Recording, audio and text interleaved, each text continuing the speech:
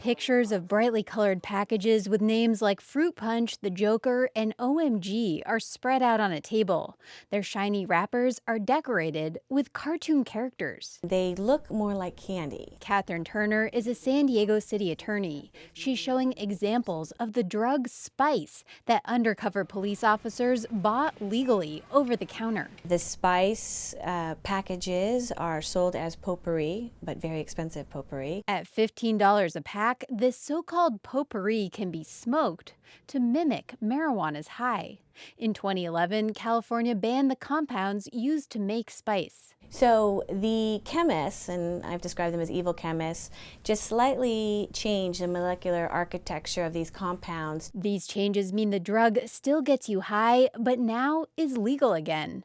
And because the chemicals keep changing, there's no way to completely predict how the body will respond to them.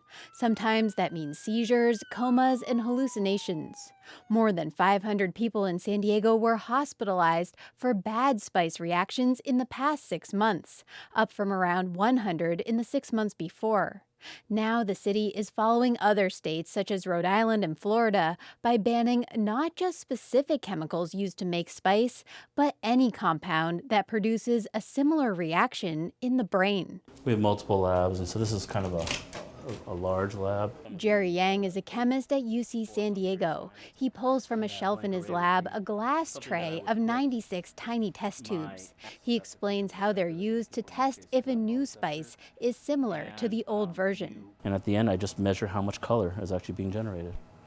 Right? It sounds comically simple. The test is easy, but Yang says what's tough is where to draw the line. And so how are you going to manage that? Are you going to screen every product in the world and figure out its biological response and then set limits based on what, based on what you learn? He worries about broadening the ban too much. And so now if you ban anything that elicits a response, how are you going to manage banning things that we didn't intend to ban? You might know if you have heroin or cocaine, but how are you going to know if the carbon molecule is on a certain part of the or the carbon atom is on a certain part of the molecule? Margaret Dooley-Samueli is the policy director of the San Diego ACLU. She doesn't think blocking retail sales will stop spice use because people can still buy it online. I think it feels good to ban something. It seems like you're doing something. But she's more concerned with the city's decision to make possession of spice illegal. If your goal is to prevent harm, to keep people safe, then the problem with making possession a crime is that people actually don't call for help when they need it or when someone else needs it. But the city's Catherine Turner insists that allowing spice to be sold legally isn't the solution.